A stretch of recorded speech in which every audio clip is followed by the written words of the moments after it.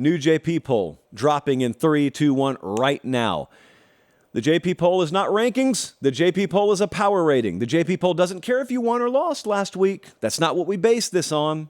It doesn't matter what I'm saying now. Half of you won't hear me. This is strictly just neutral field favorability. So I know Bama lost last week. They're not going to drop out of the top 10. It is ludicrous to think 10 teams would be favored over Alabama on a neutral field right now. Favorability is not the end-all, be-all. It does not necessarily mean that's how a game would play out. It just means that's the metric we choose to value. It is a pure odds-making approach, power rating approach to listing teams instead of ranking them. Here we go. Top 25. Let's work from the back to the front. I noticed a disclaimer on the screen. I like that. Arkansas is at number 25. Mississippi State is at number 24. We got North Carolina, UCF, and Miami there. Miami jumped. Miami, I think, jumped a good bit. I can't remember the exact number, but they're on the rise. How about that? I don't know if we expected to see Miami in the top 25, but steadily surging there. Steadily surging and could get a lot better. Had a lot to clean up still from that game the other day against A&M. That's a check-back game. What does that game mean a month from now? TBD. That's why we got to check back in a month. Let's go top 20. It always occurs to me sometimes you guys listening on podcast can't see it, so I have to list every team. Ole Miss is at 20. Notice both of the Mississippi teams are in top 25 for us. Kansas State's here. Okay, the JP poll has heard your cries in Manhattan, and are we cooking the books a little bit just so we can claim we're going to see a top 20 team this Saturday? I wouldn't put it past us. I would not. But no, that's not what's going on. Kansas State is at number 19. That Troy win was impressive. I know it's off the radar. It was impressive. Clemson unchanged at 18. UCLA continues to rise. Here they come. UCLA at 17. Future, according to us, future Pac-12 championship game participant, UCLA at number 17. Utah's at 16. Look at the Pac-12 just littering the top 20 at this point. Here's where the movement starts. Immunity. LSU is at 15. All right, so Washington is on the move. Who knows? Maybe the JP poll was a little bit too down on Washington. Maybe they were.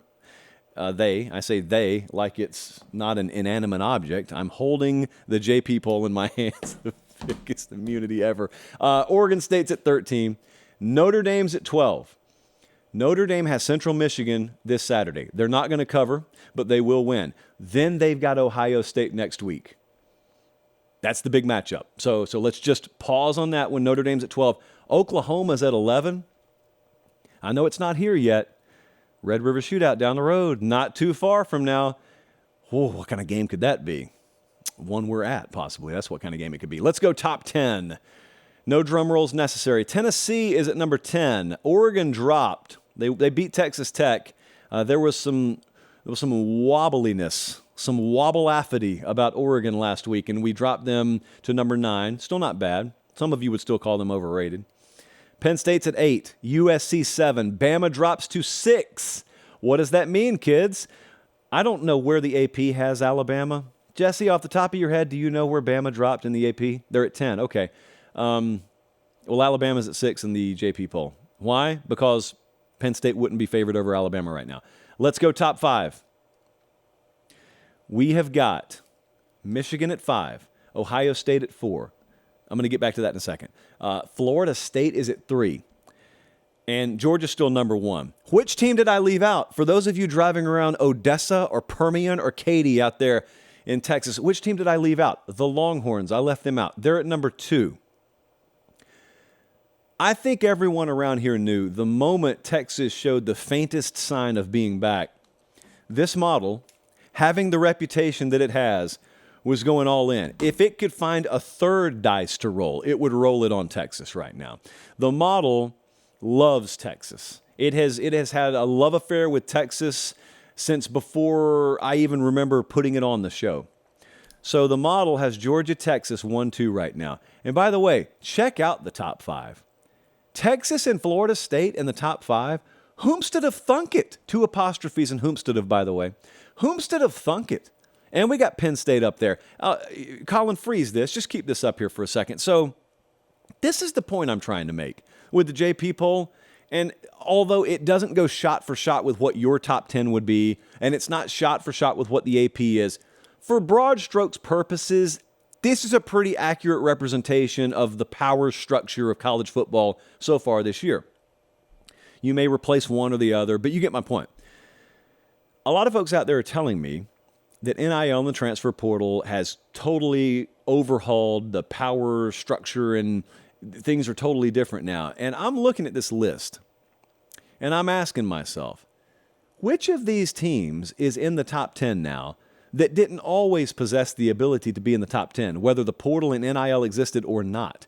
Now, you could tell me, and you'd be dead on the money accurate, that USC and Florida State wouldn't have got there as quickly. My retort would be, why were they ever in a poverty position to begin with? It wasn't because the portal and NIL were holding them down. Why wasn't Texas always there to begin with? It's not because they couldn't get talent. It's because they hired wrong. That's the long and short of it. It always comes back to staff in this sport, guys. You never have a great staff that can't get players. You may have some average staffs that can go out and get players because their brand attracts it and they don't know what to do with them. That happens. It has happened at those universities, respectively. So anyway, just a little commentary there. Yeah, in other words, you don't have teams that came out of nowhere sprinkling the top 10. It's big brands. It's just some new brands, some new big brands have arrived that weren't there for the past 10 years. But it's not really revolutionary what's happening in the sport. Now, also, we may have more competitive balance at the top this given year. But that's as simple as the quarterback position. I mean, Ohio State had C.J. Stroud last year. Alabama had Bryce Young, Mac Jones before that, Tua.